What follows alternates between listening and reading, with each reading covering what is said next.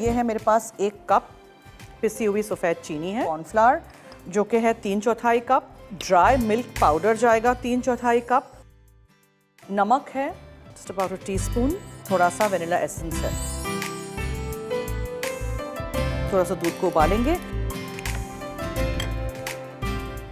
Try and fit the brownie inside like this. दूध गर्म हो गया है, इसमें हम ये पुडिंग मिक्स डाल देंगे। विस्क लीजिएगा और इसको आप इस तरह विस्क करिएगा, ठीक है। ग्रीन रंग डालेंगे, थोड़ा रंग, mix it up. Peppermint essence,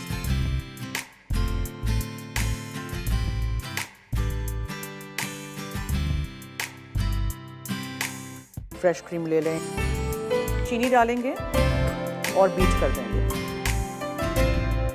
some green sprinkles, थोड़ा सा काट के ब्राउनी का टुकड़ा रख सकते हैं।